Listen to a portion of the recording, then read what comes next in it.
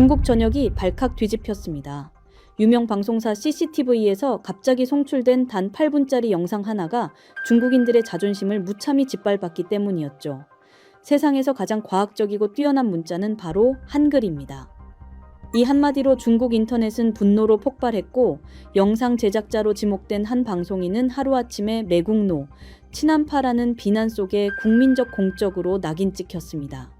결백을 입증하기 위해 급히 한국을 찾은 이 방송인은 예상치 못한 진실과 마주합니다. 그렇게 진실과 국가적 압력 사이에서 갈등하던 그는 결국 인생을 건 위험한 결단을 내립니다.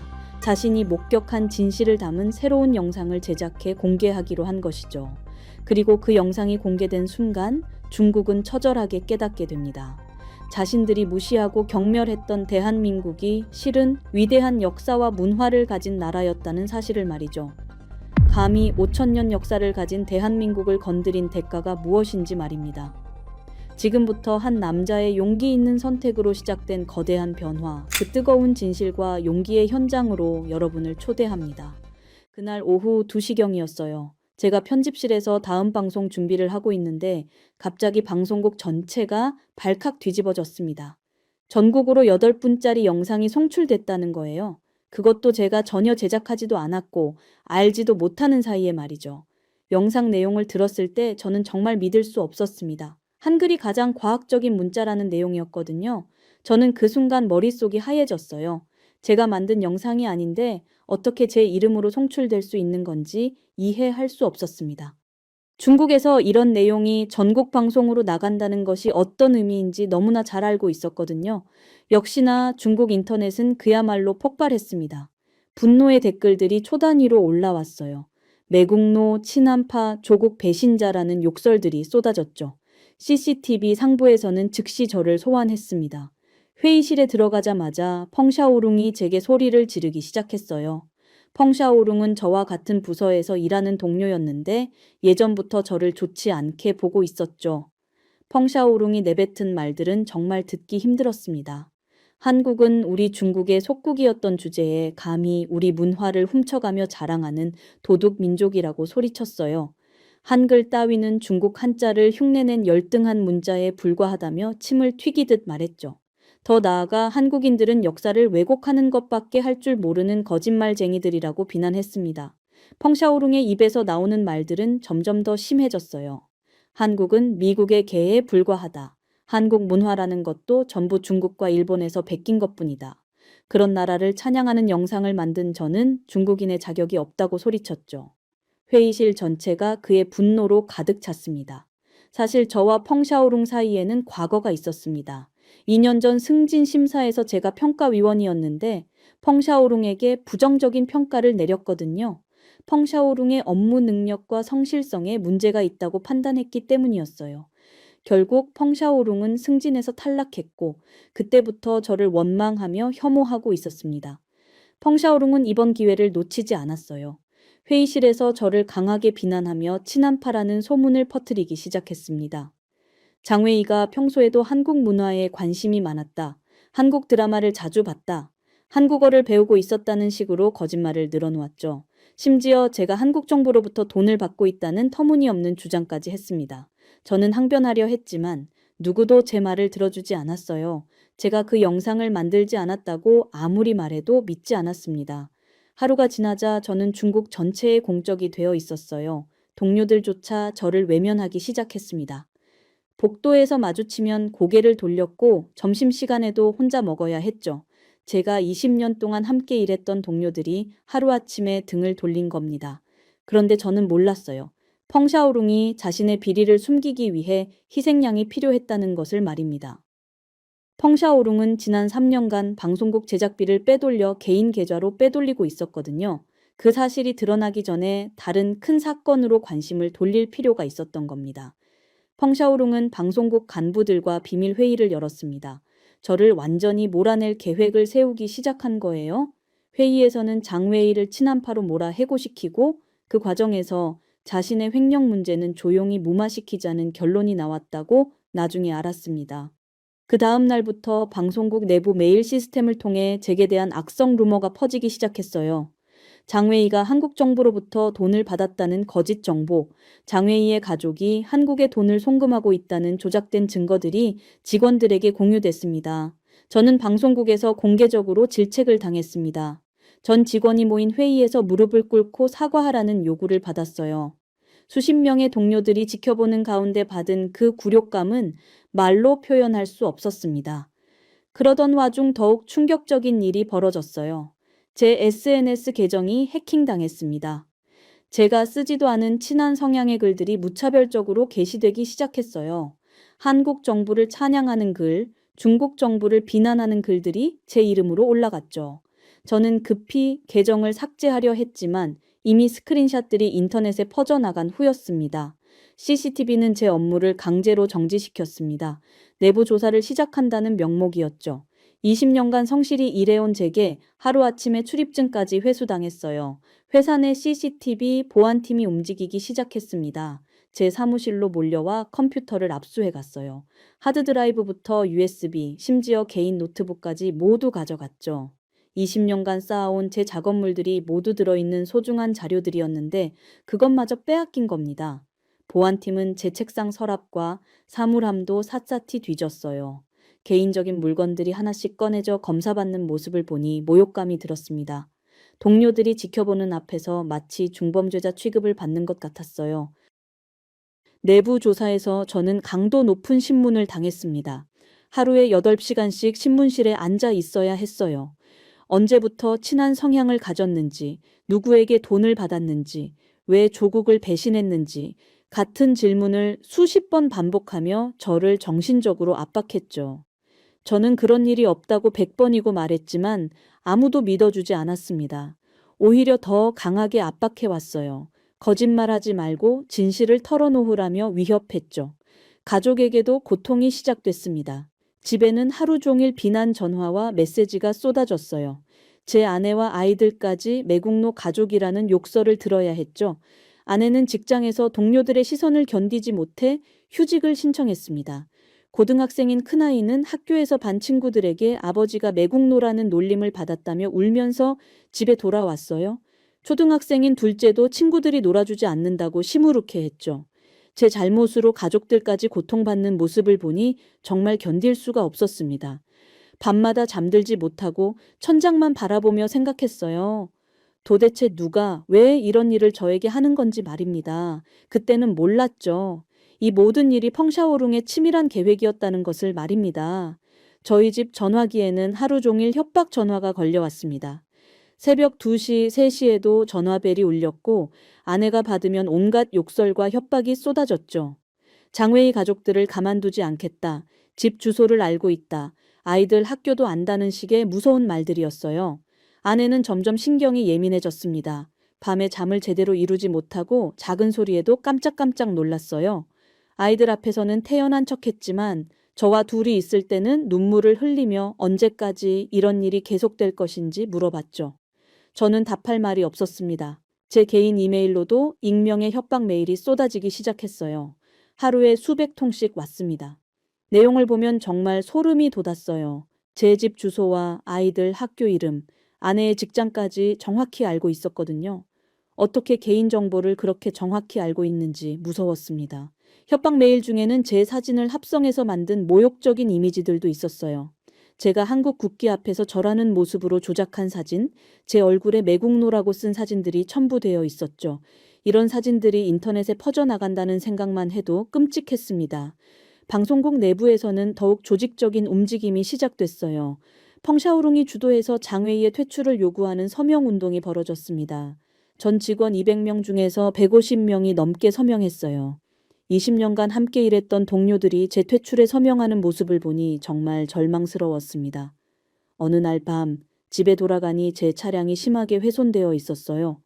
타이어는 칼로 찢어져 있었고 차체 곳곳에 매국노라는 글자가 페인트로 써져 있었습니다. 앞유리에는 균열이 나 있었고 사이드미러도 부러져 있었죠. 아마 밤중에 누군가 일부러 훼손한 것 같았어요. 차량 훼손 사건 이후로 아내는 밤에 혼자 집에 있는 것을 무서워했습니다. 저도 퇴근 후에는 최대한 빨리 집으로 돌아가려고 했어요. 하지만 밤늦게까지 조사를 받아야 하는 날이 많아서 가족들만 집에 두고 오는 일이 잦았죠. SNS에서는 제 과거 사생활까지 파헤치기 시작했어요. 대학 시절 여자친구 이야기, 군 복무 중 징계 기록, 심지어 고등학교 때 성적까지 모두 조작해서 올렸습니다. 저는 그런 일이 없다고 해명하려 했지만 이미 가짜 정보들이 사실인 것처럼 퍼져나간 후였어요. 특히 충격적이었던 것은 제가 한국 여성과 불륜을 저질렀다는 조작된 사진이 유포된 것이었습니다. 제 얼굴을 합성해서 만든 가짜 사진이었는데 너무 정교하게 만들어져서 진짜처럼 보였어요. 이 사진 때문에 아내까지 의심의 눈초리로 저를 바라보기 시작했죠. 어느 날 아침, 집 앞 대문에 의문의 소포가 놓여 있었습니다. 발신자 정보도 없고 택배 회사 스티커도 없는 수상한 소포였어요. 아내가 열어보니 안에는 협박 편지와 함께 제 사진이 들어 있었습니다. 사진에는 빨간 펜으로 큰 X 표시가 되어 있었고 편지에는 더 이상 거짓말하지 말라는 경고가 써져 있었죠. 제 개인 휴대폰 번호가 어떻게 유출됐는지 하루 종일 모르는 번호에서 전화가 걸려왔어요. 받으면 욕설과 협박이 쏟아졌고 받지 않으면 계속 울렸습니다. 결국 휴대폰을 꺼두고 다닐 수밖에 없었어요. 가족들과 연락하는 것조차 어려워졌죠. 며칠 후 CCTV에서 공식 문서가 전달됐습니다. 제 퇴직을 종용하는 내용이었어요. 자발적으로 사직서를 쓰면 좋게 좋게 끝낼 수 있지만 그렇지 않으면 징계 해고될 것이라는 협박성 문서였죠. 20년간 성실히 일해온 제게 이런 최후 통첩을 보내다니 믿을 수 없었습니다. 펑샤오룽의 악랄함은 여기서 그치지 않았어요. 제 가족들을 회사로 불러서 공개적으로 수치를 주었습니다. 아내와 아이들을 방송국 로비에 세워두고 직원들이 지나다니며 구경하도록 했죠. 매국노의 가족이라며 손가락질 받는 아이들을 보니 가슴이 찢어지는 것 같았어요. 설상가상으로 경찰까지 집에 찾아왔습니다. 국가 기밀 유출 혐의로 조사하겠다며 압수수색 영장을 들고 왔어요. 집안 곳곳을 뒤지며 컴퓨터와 서류들을 가져갔죠. 이웃들이 모두 지켜보는 앞에서 저는 완전히 범죄자 취급을 받았습니다. 그동안 믿고 지냈던 지인들도 하나둘씩 등을 돌리기 시작했어요.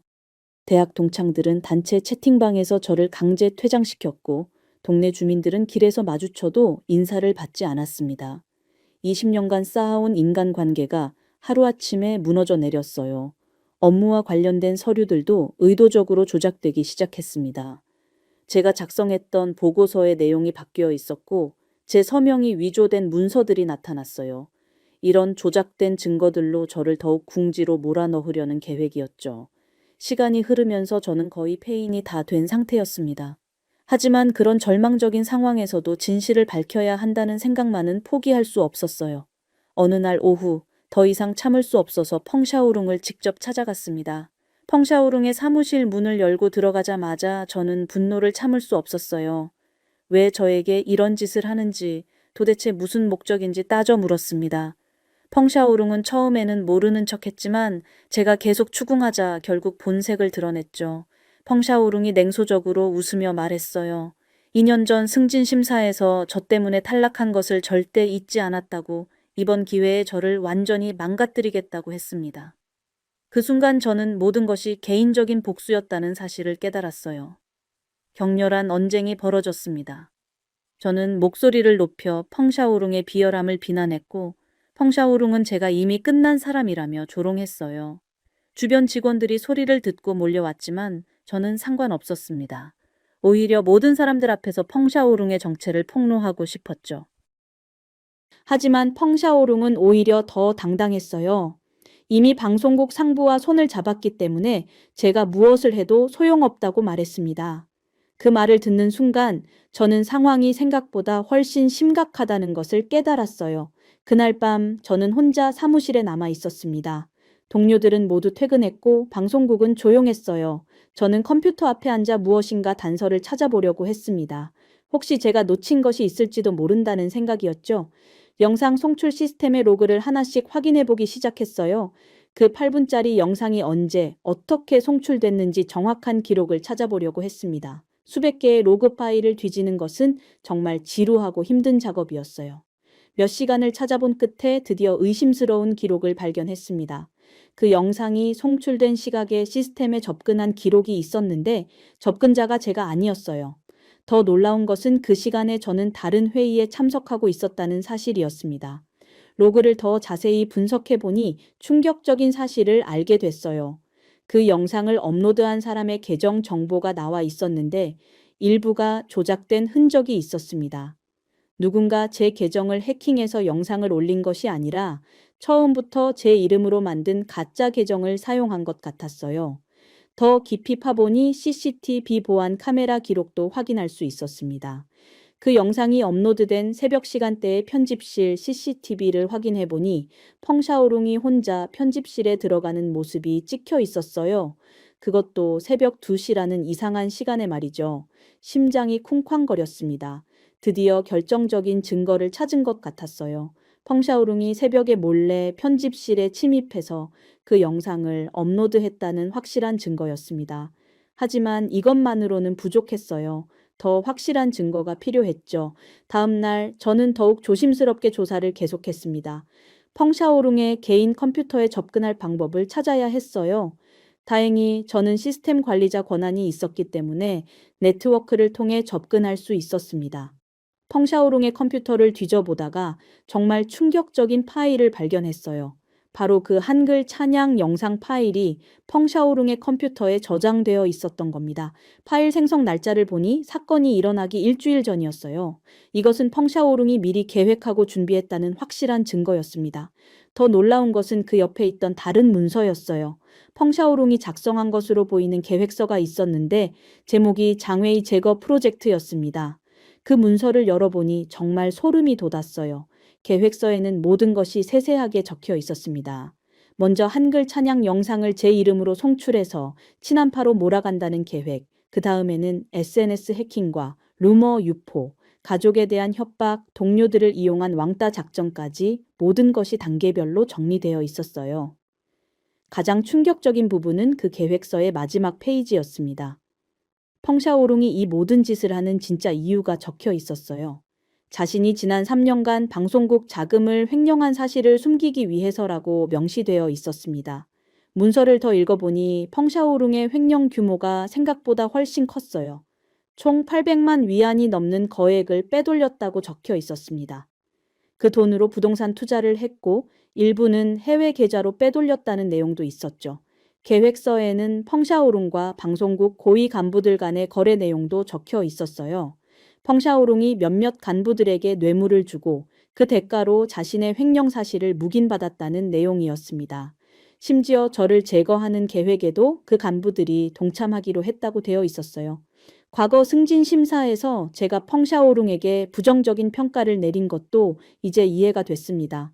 그때 이미 펑샤오룽의 비리, 징후를 감지했던 것 같아요. 제가 그를 승진시키지 않았던 것이 결국 이런 복수를 불러온 것이죠. 더 파보니 펑샤오룽과 방송국 고위 인사들 간의 비밀 통화 녹음 파일도 있었어요. 장웨이를 어떻게 제거할 것인지, 횡령 문제를 어떻게 덮을 것인지에 대한 구체적인 대화 내용이 녹음되어 있었습니다. CCTV 내부 서버를 더 뒤져보니 제 누명을 입증할 추가 증거들이 더 있었어요. 제 SNS 계정을 해킹한 기록, 가짜 이메일을 보낸 기록, 심지어 제 업무 서류를 조작한 흔적까지 모든 것이 디지털 발자국으로 남아 있었습니다. 가장 화가 났던 것은 펑샤오룽이 자신의 음모를 은폐하기 위해 CCTV 보안 영상까지 조작했다는 사실이었어요. 제가 의심스러운 행동을 했다는 가짜 증거를 만들기 위해 영상을 편집하고 합성했던 겁니다. 증거들을 수집하면서 저는 방송국 상부와 펑샤오룽의 연결고리도 더 명확하게 파악할 수 있었어요. 여러 간부들이 펑샤오룽의 뇌물을 받았고 그 대가로 이번 음모에 적극 협조했다는 증거들이 있었습니다. 조사를 하던 중 가장 충격적인 사실을 알게 됐어요. 제가 믿고 있던 동료 중 한 명이 실제로는 펑샤오룽 편이었다는 것입니다. 그 동료는 제가 하는 모든 행동을 펑샤오룽에게 보고하고 있었고 제 개인정보도 그를 통해 유출됐던 것이죠. 더 무서운 사실은 펑샤오룽이 방송국 내에 여러 명의 스파이를 심어놓았다는 것이었어요. 제 주변 사람들 중 상당수가 펑샤오룽과 연결되어 있었고 제 모든 행동이 감시당하고 있었습니다. CCTV 내부의 감시 시스템도 펑샤오룽이 악용하고 있었어요. 제가 언제 어디에 있는지, 누구와 만나는지, 무엇을 하는지 모든 것이 실시간으로 기록되고 있었습니다. 저는 완전히 투명 인간이 된 기분이었어요. 이 모든 증거들을 수집하고 나니 저는 마침내 진실을 알게 됐습니다. 처음부터 끝까지 모든 것이 펑샤오룽의 치밀한 계획이었던 거예요. 저는 그저 그의 욕심과 복수심의 희생양이었을 뿐이었습니다. 하지만 이제 더 이상 당하고만 있을 수는 없었어요. 저는 펑샤오룽의 음모를 세상에 공개하기로 마음을 굳혔습니다. 내부 고발자가 되는 것이 얼마나 위험한지 잘 알고 있었지만 진실을 밝히지 않으면 저와 제 가족의 고통은 계속될 것이었죠. 내부 고발자가 되기로 결심한 다음 날 저는 모든 증거 자료를 정리해서 CTV 상부에 공식적으로 제출했습니다. 펑샤오룽의 한글 영상 조작, 횡령 증거, 방송국 간부들과의 비밀 거래 내역까지 모든 것을 담은 보고서였어요. 손이 떨렸지만 저는 그 서류를 직접 사장실에 전달했습니다. 제출하는 순간 가슴이 두근거렸어요. 이제 돌이킬 수 없는 강을 건넜다는 생각이 들었습니다. 펑샤오룬과 그의 공범들이 어떤 보복을 할지 모르지만 진실을 밝히는 것이 제가 할 수 있는 유일한 방법이었죠. 처음에는 상황이 좋게 돌아가는 것처럼 보였어요. CCTV 내부에서 긴급 조사가 시작됐고 펑샤오룽이 일시적으로 업무 정지 처분을 받았습니다. 몇몇 언론에서도 이 사건을 다루기 시작했고 저에 대한 여론이 조금씩 바뀌는 것 같았어요. 중국 인터넷에서도 변화가 감지됐습니다. 처음에는 저를 매국노라고 욕하던 사람들 중 일부가 진실을 알고 나서 저를 지지하는 댓글을 달기 시작했어요. 펑샤오룽의 비리가 사실이라면 장웨이가 억울하게 당한 것이라는 의견들이 나왔죠. 저는 잠시나마 희망을 품었습니다. 드디어 진실이 밝혀지고 제 억울함이 풀릴 것 같았어요. 가족들에게도 곧 모든 것이 해결될 거라고 말했습니다. 아내와 아이들이 조금씩 밝은 표정을 보이는 모습에 저도 기분이 좋아졌죠. 하지만 제 희망은 오래가지 못했습니다. 펑샤오룽과 그의 지지자들이 조직적인 여론전을 시작한 겁니다. 펑샤오룽의 변호사들이 나서서 제가 제출한 증거들이 모두 조작된 것이라고 주장했어요. 장웨이가 자신의 범죄를 덮기 위해 펑샤오룽을 모함하고 있다는 거짓 주장을 퍼뜨렸죠. 더 충격적인 것은 펑샤오룽의 지지자들이 얼마나 조직적으로 움직이는지였어요. 수백 개의 가짜 계정들이 동시에 활동하면서 저를 공격하는 댓글들을 쏟아냈습니다. 마치 기계처럼 똑같은 내용의 비난 글들이 반복해서 올라왔어요. 중국 내 SNS에서는 다시 저를 향한 음모론이 확산되기 시작했습니다. 장웨이가 한국 정보기관과 연결되어 있다는 터무니없는 주장, 장웨이가 국가 기밀을 유출했다는 근거 없는 소문들이 퍼져나갔죠. 이런 가짜 정보들이 마치 사실인 것처럼 포장되어 널리 퍼졌습니다. CCTV 내부 상황도 급격히 악화됐어요. 처음에는 제 편을 들어주는 것 같던 상부 간부들이 갑자기 태도를 바꿨습니다. 펑샤오룬과 연결된 부패한 간부들이 뒤에서 압력을 넣었던 것 같아요. 제가 제출한 증거들을 제대로 조사하지 않고 묵살하려는 움직임이 보였습니다. 더욱 절망적인 것은 CCTV가 오히려 저를 압박하기 시작한 것이었어요. 제가 내부 고발을 한 것 자체가 회사에 대한 배신이라며 징계 위협을 가했습니다. 회사 기밀을 외부에 유출했다는 명목으로 법적 조치까지 취하겠다고 협박했죠. 내부 압력은 점점 더 강해졌습니다. 저는 매일 상부로부터 호출되어 왜 거짓 증거를 만들어서 동료를 모함했는지 추궁받았어요. 제가 아무리 진실이라고 주장해도 아무도 믿어주지 않았습니다. 오히려 더 큰 처벌을 예고하며 위협했죠. 중국 내 여론도 다시 완전히 뒤바뀌었습니다. 펑샤오룽 지지자들의 조직적인 여론 조작이 효과를 발휘한 겁니다. 인터넷에는 다시 저를 비난하는 글들이 넘쳐났고 진실을 알리려는 소수의 목소리는 완전히 묻혀버렸어요. 제 개인 이메일과 휴대폰으로는 다시 협박 메시지들이 쏟아지기 시작했습니다. 이번에는 내용이 더욱 구체적이고 위협적이었어요. 제 집 주소와 가족들의 신상 정보를 정확히 언급하며 신변에 위해를 가하겠다고 협박했죠. 가족들의 안전이 다시 위험해졌습니다. 아이들이 학교에서 받는 괴롭힘도 심해졌어요. 반 친구들이 아버지가 거짓말쟁이라며 놀렸고 선생님들조차 아이들을 차별적으로 대했습니다. 집에 돌아온 아이들이 울면서 전학을 가고 싶다고 말할 때 정말 마음이 찢어졌어요. 아내도 극도의 스트레스에 시달렸습니다. 직장에서는 남편 때문에 회사 이미지가 손상된다며 사직을 종용받았어요. 동네에서도 손가락질을 받았고 장을 보러 나가는 것조차 부담스러워 했습니다. 아내가 점점 말수가 줄어들고 우울해하는 모습을 보니 죄책감이 밀려왔어요. 더욱 충격적인 것은 제 개인정보가 또다시 대규모로 유출된 것이었습니다. 제 이메일 계정이 해킹당해서 개인적인 메일들이 온라인에 공개됐어요. 가족과 주고받은 사적인 대화, 친구들과의 개인적인 이야기들이 모두 악의적으로 편집되어 퍼져나갔습니다. 해킹된 이메일 중에는 조작된 내용들도 있었어요. 제가 실제로 보내지 않은 메일들이 제 이름으로 만들어져서 공개됐습니다. 한국 정부 관계자와 주고받았다는 가짜 메일, 국가 기밀을 팔겠다는 내용의 조작된 메일들이 마치 진짜인 것처럼 유포됐죠. CCTV 내부에서는 저에 대한 신뢰가 완전히 무너졌습니다. 동료들은 다시 저를 외면하기 시작했고 복도에서 마주치면 피해 다녔어요. 20년간 함께 일했던 사람들이 하루아침에 적이 된 기분이었습니다. 상부 간부들은 제가 믿었던 사람마저 배신했습니다. 처음에는 제 편을 들어주는 것 같던 부사장이 갑자기 태도를 바꿔서 저를 공개적으로 비난했어요. 펑샤오룽으로부터 뇌물을 받았거나 협박을 당했을 것이라고 추측했지만 확실한 증거는 없었죠. 상황은 더욱 악화됐습니다. 펑샤오룽의 지지자들이 조직적으로 움직이기 시작한 거예요. 어느 날 출근길에 방송국 앞에 수십 명의 사람들이 모여 있는 것을 봤습니다. 그들은 장외히 처벌하라, 매국노를 용서하지 말자는 피켓을 들고 집회를 벌이고 있었어요. 집회 참가자들은 제가 나타나자 더욱 격렬하게 소리를 질렀습니다. 조국을 배신한 놈, 한국의 앞잡이라며 욕설을 퍼부었죠. 저는 그들 사이를 뚫고 방송국 안으로 들어가야 했는데 정말 무서웠어요. 언제 누군가 저에게 돌을 던지거나 폭력을 쓸지 몰랐거든요. 더 충격적인 소식이 기다리고 있었습니다. CCTV 법무팀에서 저를 불러 명예훼손 소송을 준비하고 있다고 통보했어요. 제가 펑샤오룽과 회사를 상대로 거짓 증거를 제시해서 명예를 훼손했다는 명목이었습니다. 피고인이 된다는 사실에 정말 절망스러웠어요. 법무팀 직원이 차갑게 말했어요. 소송에서 지면 거액의 손해배상을 해야 할 뿐만 아니라 형사처벌까지 받을 수 있다고 했습니다. 제 인생이 완전히 망가질 수도 있다는 협박이었죠. 그 순간 정말 막막했습니다.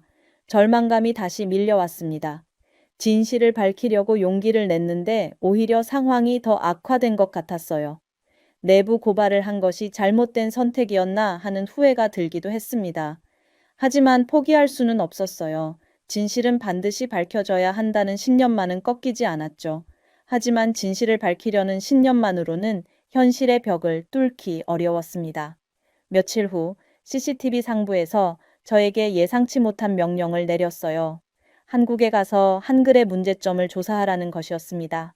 표면적으로는 업무 명령이었지만 실제로는 저를 중국에서 멀리 보내려는 의도가 뻔했죠. 상부에서는 이것이 저에게 주어진 마지막 기회라고 말했어요. 한국에 가서 한글의 부정적인 면을 파헤치고 처음 송출된 영상이 얼마나 잘못된 것이었는지 증명하라는 거였습니다. 만약 거부하면 즉시 해고되고 명예훼손 소송도 그대로 진행될 것이라고 협박했죠. 저는 며칠 동안 고민에 빠졌습니다. 한국에 가는 것 자체가 위험할 수도 있었거든요. 중국에서 친한파로 몰린 제가 한국에 간다는 소식이 알려지면 양국 모두에서 공격받을 수 있었습니다. 하지만 거부할 선택지도 없었어요. 가족들과 상의했지만 답은 정해져 있었습니다. 아내는 걱정스러운 표정으로 저를 바라봤지만 현재 상황에서는 어쩔 수 없다고 이해해 주었어요. 아이들에게는 아빠가 잠시 출장을 간다고만 말했습니다. 진실을 말할 수는 없었죠. 출발 전날 밤 저는 잠들지 못하고 창밖을 바라봤어요. 한국에서 무슨 일이 벌어질지 예측할 수 없었습니다. 혹시 이것이 가족들과의 마지막 시간이 될지도 모른다는 불안감이 들었죠. 아내와 아이들의 잠든 얼굴을 한참 바라보며 마음을 다잡았습니다. 인천공항에 도착했을 때부터 예상했던 일이 벌어지기 시작했어요. 제 한국 도착 소식이 이미 언론에 알려져 있었습니다. 공항 출구에는 수십 명의 시위대가 몰려 있었고 저를 보자마자 소리를 지르기 시작했어요.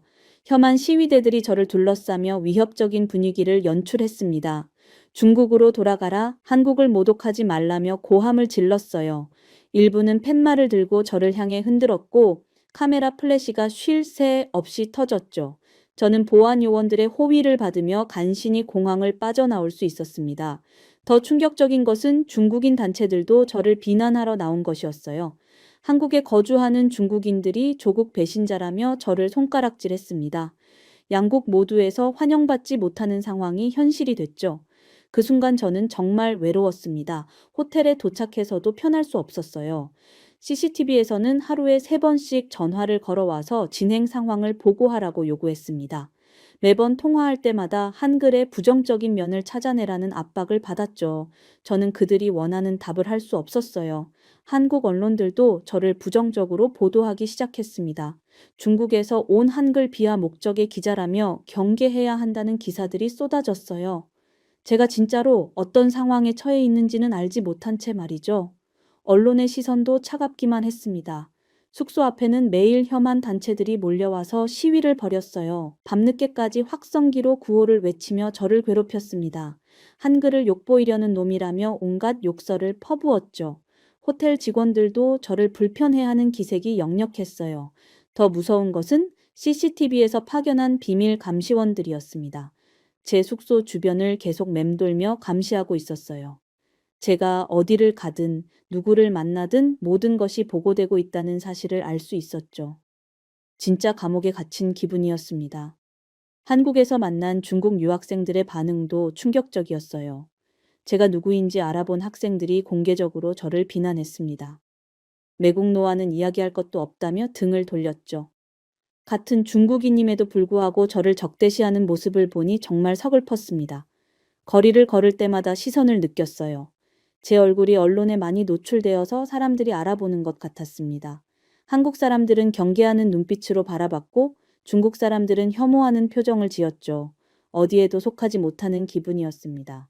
식당에서 밥을 먹을 때도 편하지 못했어요. 다른 손님들이 수군거리는 소리가 들렸고 종업원들도 저를 이상하게 바라봤습니다. 혼자 밥을 먹으면서 중국에 있는 가족들이 그리웠어요. 이런 외로움을 느껴본 적이 없었거든요. 호텔 방에서 혼자 있을 때가 가장 힘들었습니다. CCTV에서 주기적으로 걸려오는 압박 전화, 중국에서 계속 쏟아지는 비난 메시지들, 한국에서의 적대적인 시선까지 모든 것이 제 어깨를 짓눌렀어요. 스트레스로 인해 식욕도 없어지고 잠도 제대로 오지 않았습니다. 가장 두려웠던 것은 제가 한국에서 하는 모든 행동이 CCTV에 감시당하고 있다는 사실이었어요. 호텔 로비에 CCTV, 길거리에 감시 카메라, 심지어 제 휴대폰까지 모두 감시 수단이 될 수 있었습니다. 진짜 자유란 존재하지 않는다는 것을 깨달았죠. 중국에서는 계속해서 압박이 들어왔어요. 빨리 한글의 문제점을 찾아내라는 독촉, 한국 정부와 접촉하지 말라는 경고, 정해진 일정대로 움직이라는 지시들이 끊임없이 왔습니다. 저는 그들의 꼭두각시가 된 기분이었어요. 그런데 이상한 일이 벌어지기 시작했습니다. 한국에서 생활하면서 실제로 경험하는 것들이 제가 알고 있던 것과 달랐거든요. 한국 사람들의 일상을 관찰하고 한글이 실제로 어떻게 사용되는지 보면서 의문이 들기 시작했어요. 길거리에서 본 한글 간판들, 지하철에서 들은 한국어 안내방송, 서점에서 본 한글로 쓰인 수많은 책들을 보면서 저는 혼란스러웠습니다. 이 문자가 정말 제가 비판해야 할 대상인지 의심스러워졌어요. CCTV에서 요구하는 것과 제가 실제로 경험하는 것 사이에 괴리감이 느껴졌죠. 그렇게 양심과 현실 사이의 갈등이 깊어지던 중 저에게 전환점이 될 만한 일이 일어났습니다. 한국어 연구로 유명한 서울대학교 이현준 교수와 만나게 된 것이었어요. 처음에는 CCTV에서 지시한 대로 한글의 문제점을 찾기 위한 인터뷰였지만 실제 만남은 제가 예상했던 것과 완전히 달랐습니다. 이현준 교수는 저를 따뜻하게 맞아주었어요. 제 상황을 알고 있는 것 같았지만 전혀 적대적이지 않았습니다. 오히려 저의 안위를 걱정해주는 모습을 보였죠. 그 따뜻함이 오히려 저를 더욱 당황스럽게 만들었어요. 교수님과의 대화가 시작되자 저는 점점 더 충격을 받기 시작했습니다. 한글의 과학적 원리에 대해 설명해 주시는데 그 내용이 정말 놀라웠거든요. 자음과 모음의 체계적인 구성, 발음 기관을 본떠 만든 글자 모양, 음성학적 완성도까지 모든 것이 논리적이고 과학적이었습니다. 특히 충격적이었던 것은 한글의 독창성이었어요. 다른 문자들과 달리 한글은 완전히 새롭게 창제된 문자라는 설명을 들었습니다. 기존 문자를 차용하거나 변형한 것이 아니라 언어학적 원리에 따라 처음부터 설계된 것이라고 하더군요. 이런 사실을 처음 알았을 때 정말 경이로웠습니다. 교수님은 한글의 학습 용이성에 대해서도 자세히 설명해 주셨어요. 24개의 기본 문자만으로 모든 소리를 표현할 수 있고 조합 원리가 단순해서 누구나 쉽게 배울 수 있다는 것이었습니다. 실제로 전 세계에서 한국어를 배우는 외국인들이 가장 먼저 감탄하는 부분이 바로 한글이라고 했어요. 더욱 놀라운 것은 한글의 정보화 시대 적합성이었습니다. 컴퓨터와 스마트폰에서 한글 입력이 얼마나 효율적인지에 대한 설명을 들으니 정말 감탄할 수밖에 없었어요. 다른 언어들보다 훨씬 빠르고 정확하게 입력할 수 있다는 과학적 데이터까지 보여주셨죠. 교수님과의 대화를 통해 저는 자신이 얼마나 무지했는지 깨달았습니다. 중국에서 배운 한글에 대한 편견과 선입견이 얼마나 잘못된 것이었는지 알게 됐어요. 제가 비판하려고 온 한글이 실제로는 놀라울 정도로 과학적이고 우수한 문자 체계였던 것입니다. 한국에서 생활하면서 직접 목격한 것들도 제 생각을 바꿔 놓았어요. 지하철에서 책을 읽는 한국인들, 스마트폰으로 빠르게 문자를 주고받는 모습, 한글로 쓰인 다양한 학술 서적들을 보면서 이 문자가 얼마나 실용적인지 실감했습니다. 특히 인상 깊었던 것은 한국 시민들의 친절함이었어요. 처음에는 적대적인 시선만 느꼈는데 시간이 지나면서 일반 시민들의 따뜻함을 경험하게 됐습니다. 길을 몰라 헤매고 있을 때 친절하게 도와주는 사람들, 식당에서 외국인인 저를 배려해주는 주인들을 만나면서 한국에 대한 인식이 바뀌기 시작했어요. 하지만 제가 이런 변화를 겪고 있다는 사실을 중국 당국은 모르고 있었습니다. 오히려 더욱 강화된 감시를 받고 있었어요. 저도 모르게 중국에서 비밀리에 파견된 요원들이 제 주변을 맴돌고 있다는 것을 나중에 알게 됐습니다. 어느 날 호텔 로비에서 수상한 중국인 남성을 발견했어요. 며칠 전부터 계속 같은 곳에서 마주치는 사람이었는데 우연이라고 하기에는 너무 자주 보였습니다. 제가 어디를 가든 그 사람이나 비슷한 사람들이 따라다니는 것 같았어요. 호텔 직원에게 은근히 물어보니 최근에 중국인 관광객들이 많이 늘었다고 하더군요. 하지만 그들의 행동 패턴이 일반 관광객과는 달랐습니다. 관광지를 구경하기보다는 제 동선을 파악하는 데 집중하는 것 같았어요. 제 모든 행동이 감시당하고 있다는 사실을 확실히 깨달은 순간은 정말 무서웠습니다. 혼자 카페에 앉아 있을 때도, 서점에서 책을 볼 때도, 심지어 호텔 방에서 휴식을 취할 때도 누군가 지켜보고 있다는 느낌이 들었어요. 이런 상황에서 제가 겪기 시작한 내적 갈등은 정말 심각했습니다. 한편으로는 CCTV에서 요구하는 임무를 수행해야 한다는 압박감이 있었고, 다른 한편으로는 제가 직접 경험한 한글의 우수성을 부정할 수 없었어요. 매일 밤 호텔방에서 고민했습니다. 과연 제가 무엇을 해야 하는지, 어떤 것이 옳은 길인지 알 수 없었어요. CCTV의 명령을 따르면 거짓 보고서를 써야 했고, 양심을 따르면 더 큰 위험에 처할 수 있었습니다. 중국에서는 계속해서 압박이 들어왔어요. 왜 아직도 한글의 문제점을 찾지 못했는지, 언제까지 시간을 끌 것인지 추궁하는 전화가 매일 걸려왔습니다. 저는 더 많은 조사가 필요하다며 시간을 벌려고 했지만 그들의 인내심도 한계가 있었어요. 설상가상으로 중국에 있는 제 가족들이 감시를 받고 있다는 소식을 들었습니다. 아내가 조심스럽게 전화로 알려준 내용이었는데 집 주변에 수상한 사람들이 맴돌고 있다는 것이었어요. 아이들 학교 앞에서도 낯선 사람들이 목격됐다고 했죠. 가족들의 안전까지 위협받는 상황에서 저는 더욱 큰 압박감을 느꼈습니다. 제 선택 하나가 가족들의 운명까지 좌우할 수 있다는 사실이 무거웠어요. 양심을 따르고 싶었지만 가족들을 위험에 빠뜨릴 수는 없었습니다. 그런 와중에도 한국에서의 경험은 계속해서 제 생각을 바꿔놓았어요. 한글을 배우는 외국인들의 열정을 목격했을 때는 정말 감동적이었습니다. 언어교환 모임에서 만난 다양한 국적의 사람들이 한글의 아름다움에 대해 이야기하는 모습을 보며 큰 충격을 받았어요. 특히 인상 깊었던 것은 한글의 민주적 성격이었습니다. 세종대왕이 백성들을 위해 만든 문자라는 역사적 배경을 알게 되면서 한글이 단순한 문자가 아니라 인간에 대한 사랑과 배려가 담긴 소중한 유산이라는 것을 깨달았죠. 이현준 교수님과의 두 번째 만남에서는 더욱 깊은 대화를 나눴습니다. 교수님은 제가 처한 어려운 상황을 이해하고 있다며 진실을 추구하는 것이 얼마나 힘든 일인지 공감해 주셨어요. 그리고 중요한 것은 진실 자체라고 말씀해 주셨습니다. 교수님과의 대화를 통해 저는 자신의 신념과 가치를 재확립하게 됐어요. 정치적 압력이나 개인적 이익보다는 진실이 더 중요하다는 것을 깨달았습니다. 비록 위험할 수도 있지만 제가 경험한 진실을 외면할 수는 없었어요. 그렇게 진실을 추구하기로 마음을 굳힌 다음 날, 저는 더 이상 망설일 수 없다고 느꼈습니다. 호텔방에서 밤새 고민한 끝에 저는 용기를 내기로 했어요. CCTV에서 요구한 한글 비하 영상 대신 제가 한국에서 직접 경험하고 배운 한글의 진정한 모습을 담은 영상을 제작하기로 결심했습니다. 영상 제작은 쉽지 않았어요. 중국 당국의 감시망을 피해야 했고 모든 작업을 비밀리에 진행해야 했습니다. 저는 호텔 방에서 조용히 작업했어요. 이현준 교수님과의 인터뷰 내용, 한국에서 촬영한 한글 사용 모습들, 그리고 제가 직접 경험한 한글의 과학성에 대한 설명을 담았죠. 영상을 편집하면서 손이 계속 떨렸습니다. 이 영상을 공개하는 순간 제 인생이 완전히 바뀔 것이라는 것을 알고 있었거든요. 중국으로 돌아갈 수 없을지도 모르고 가족들에게도 더 큰 위험이 닥칠 수 있었어요. 하지만 진실을 외면할 수는 없었습니다. 영상에는 한글의 창제 원리, 과학적 우수성, 그리고 현대 정보화 시대에서의 효율성까지 모든 것을 담았어요. 특히 이현준 교수님이 설명해 주신 한글의 독창성과 체계성에 대한 부분을 중점적으로 다뤘습니다. 제가 직접 목격한 한국인들의 일상과 한글을 배우는 외국인들의 모습도 포함했죠. 영상의 마지막 부분에서는 제 솔직한 심정을 털어놓았습니다.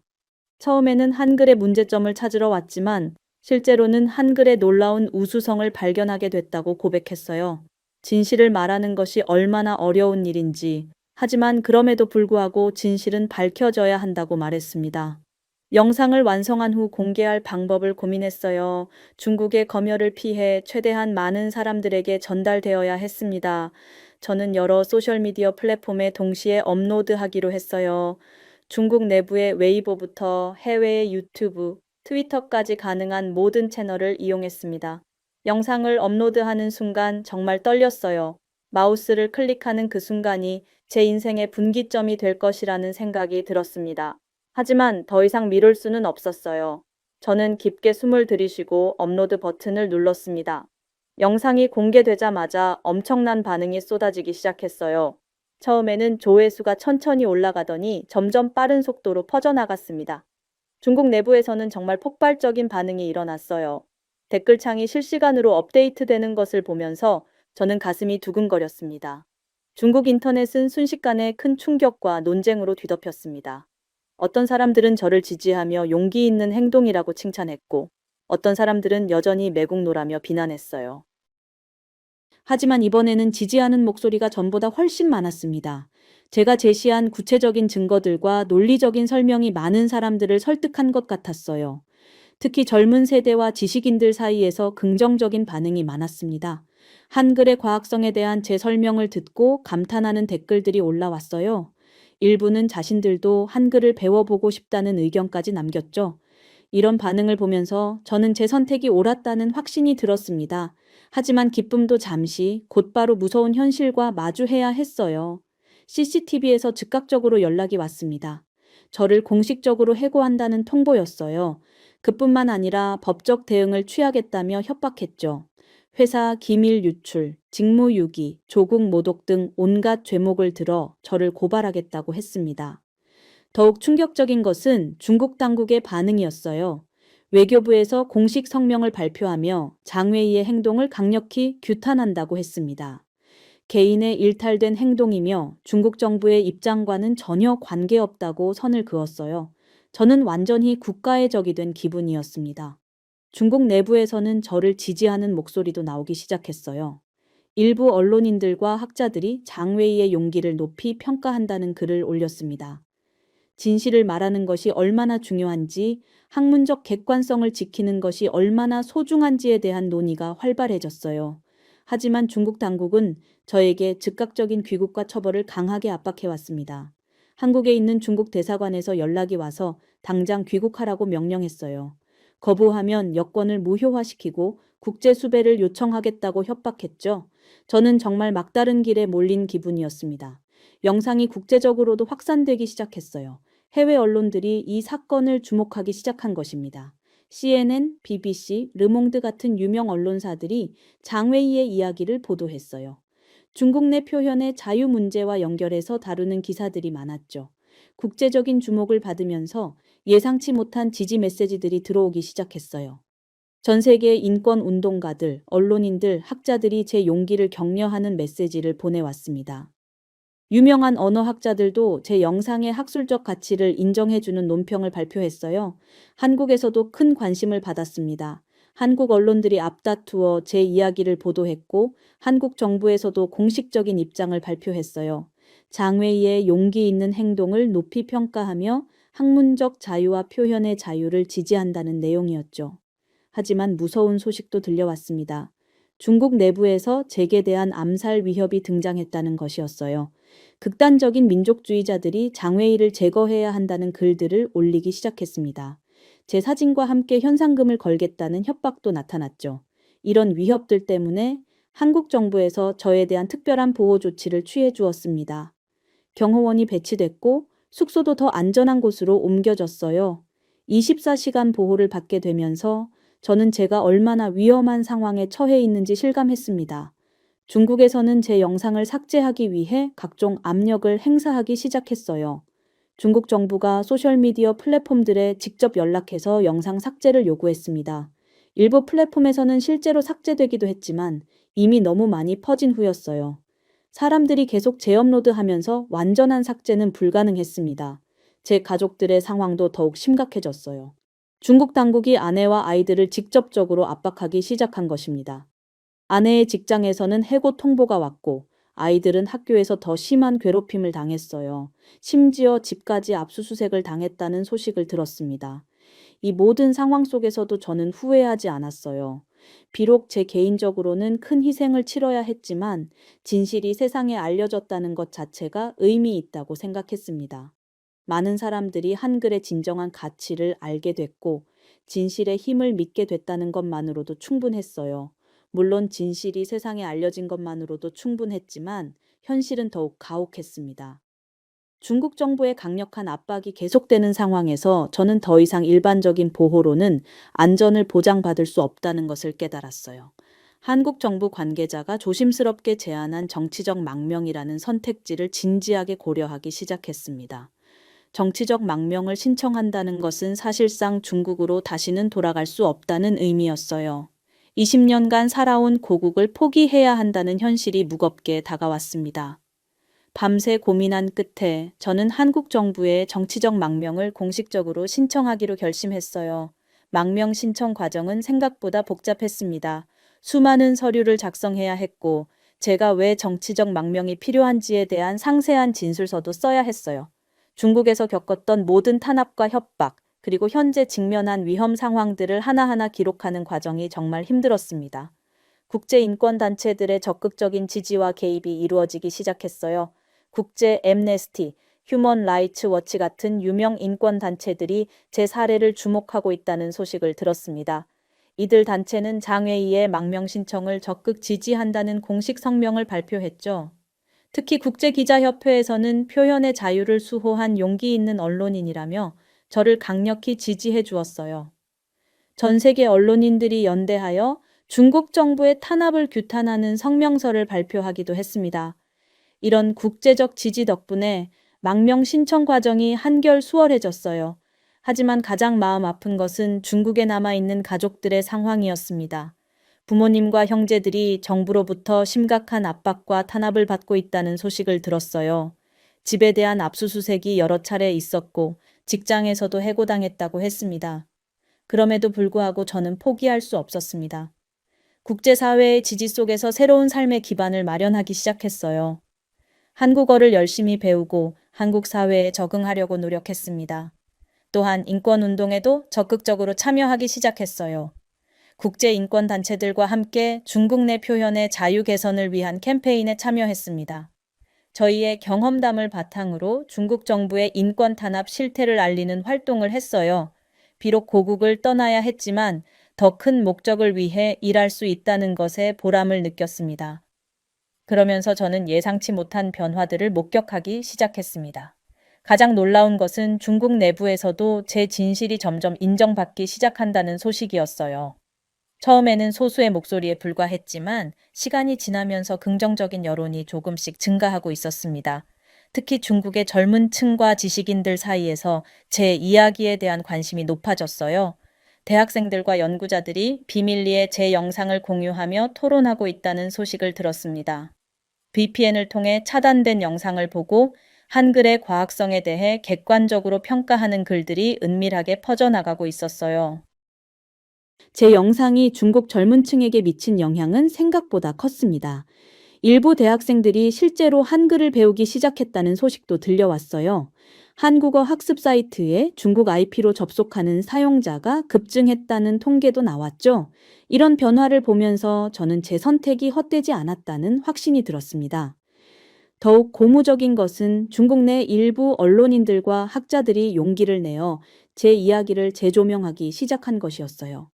물론 직접적으로 저를 지지한다고 말할 수는 없었지만 학문적 객관성의 중요성, 표현의 자유의 가치에 대해 우회적으로 언급하는 글들이 나타나기 시작했습니다.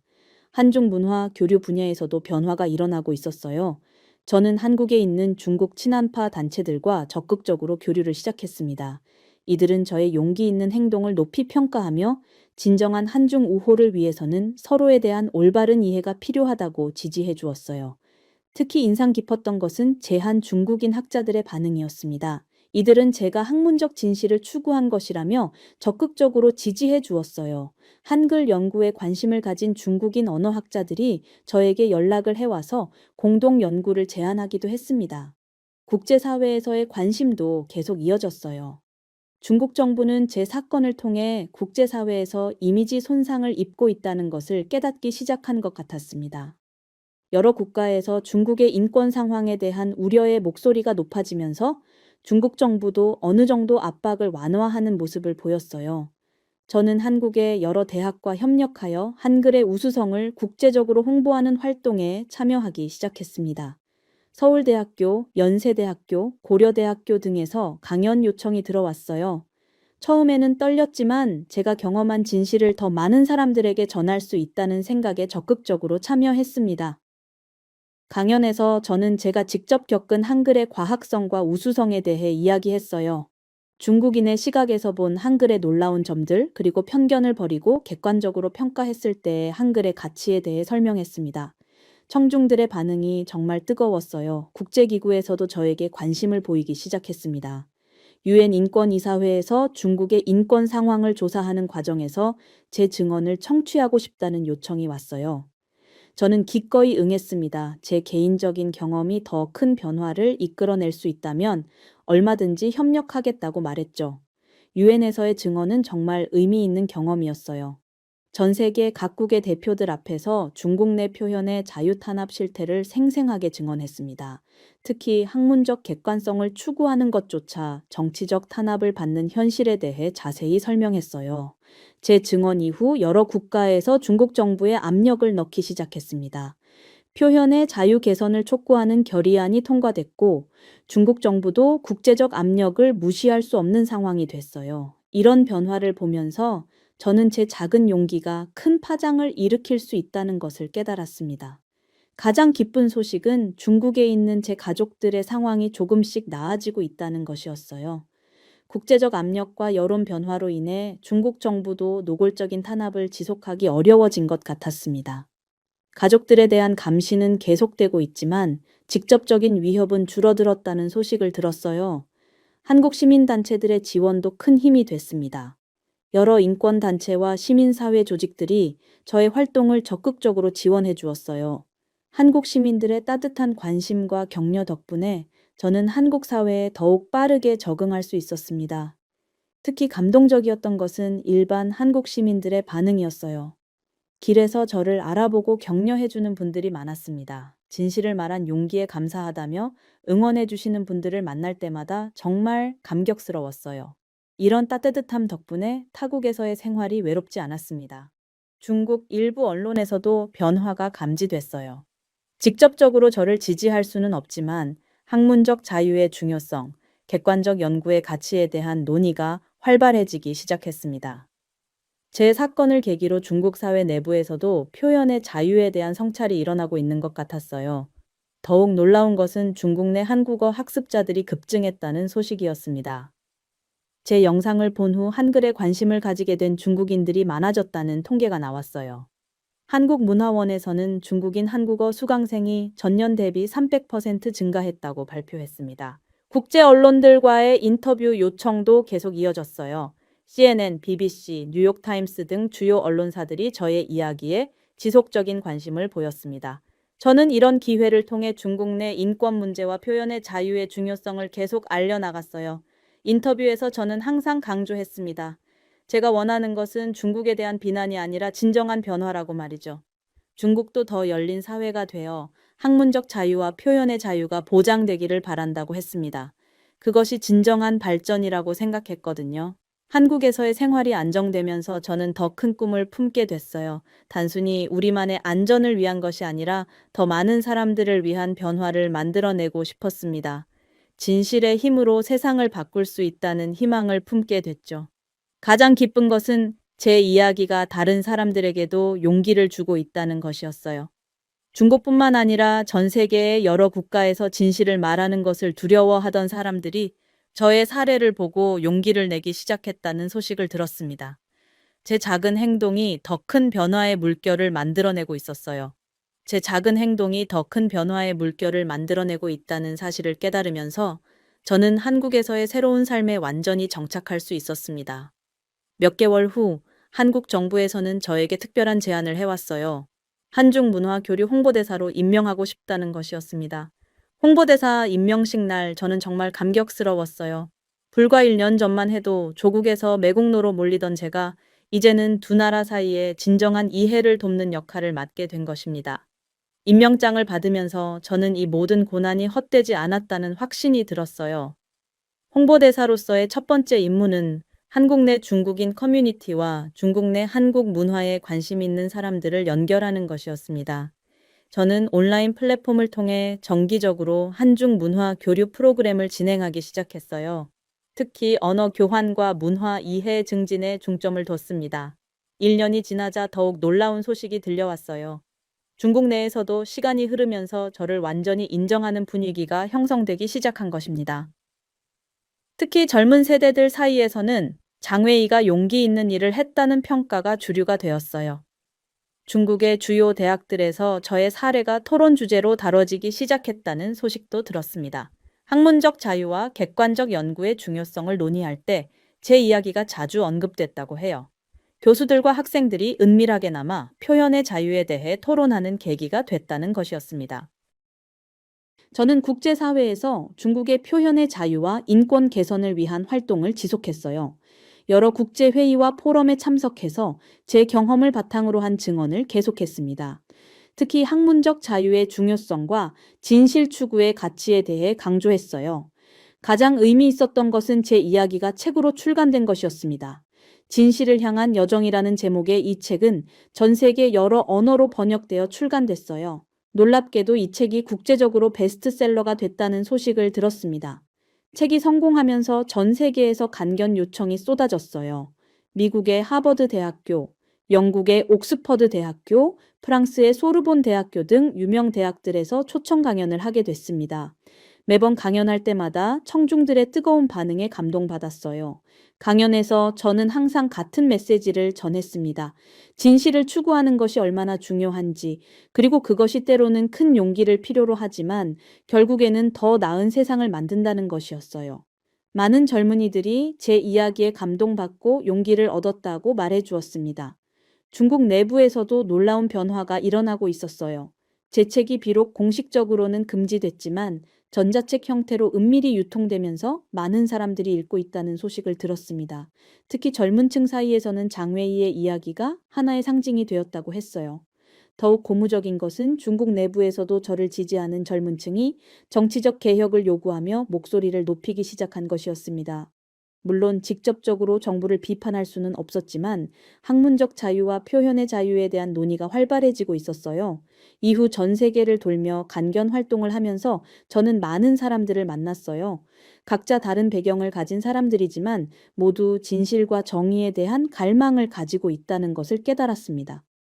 제 이야기가 그들에게 작은 희망과 용기를 준다는 것을 알 수 있었어요. 특히 기억에 남는 것은 아프리카의 한 대학에서 간견했을 때의 일이었어요. 그곳의 한 학생이 제게 말했습니다. 장웨이 선생님의 이야기를 듣고 자신도 부당한 현실에 맞서 진실을 말할 용기를 얻었다고 했어요. 그 순간 저는 제 선택이 정말 의미 있었다는 것을 다시 한번 확인할 수 있었습니다. 국제인권상을 수상하게 된 것도 큰 영광이었어요. 표현의 자유 수호와 진실 추구에 기여한 공로를 인정받아 유럽 인권재단에서 주는 상을 받게 됐습니다. 시상식에서 저는 이 상이 저 개인의 것이 아니라 진실을 위해 싸우는 모든 사람들의 것이라고 말했어요. 수상 소감에서 저는 중국 내 표현의 자유 운동에 큰 힘을 실어달라고 호소했습니다. 아직도 많은 사람들이 진실을 말하지 못하고 침묵해야 하는 현실을 바꿔야 한다고 강조했어요. 제 작은 목소리가 더 큰 변화의 시작점이 되기를 바란다고 말했습니다. 그렇게 한국과 중국을 잇는 상징적 인물로 자리 잡으면서 저는 더 큰 책임감을 느꼈습니다. 단순히 제 개인적인 성공을 위한 것이 아니라 두 나라 사이의 진정한 이해와 우정을 위해 일해야 한다고 생각했어요. 문화적 편견을 없애고 상호 존중하는 관계를 만들어가는 것이 제 사명이라고 여겼습니다. 몇 년이 지나면서 저는 한국에서 완전히 정착할 수 있었습니다. 한국어도 유창해졌고 한국 문화에도 깊이 적응했어요. 하지만 동시에 제 중국인으로서의 정체성도 잃지 않았습니다. 두 문화의 장점을 모두 이해하는 사람이 된 것 같았어요. 국제적인 영향력이 커지면서 여러 나라에서 시민권 제안도 받았지만 저는 한국 시민권을 선택했습니다. 한국이 저에게 새로운 기회를 주었고 진실을 추구할 수 있는 자유를 보장해준 나라였기 때문이에요. 한국 시민으로서 더 큰 역할을 하고 싶었습니다. 평생에 걸친 저의 목표는 분명해졌어요. 진실과 정의를 추구하며 세계적 인권 운동가로서 존경받는 인물이 되는 것입니다. 제가 겪었던 고난을 통해 배운 것들을 더 많은 사람들과 나누고 더 나은 세상을 만드는 데 기여하고 싶어요. 지금도 저는 매일 진실을 추구하며 살아가고 있습니다. 비록 고국을 떠나야 했고 많은 어려움을 겪었지만 저는 제 선택을 후회하지 않아요. 진실의 힘이 결국 승리한다는 것을 몸소 체험했기 때문입니다. 앞으로도 이 신념을 가지고 계속 나아갈 것입니다.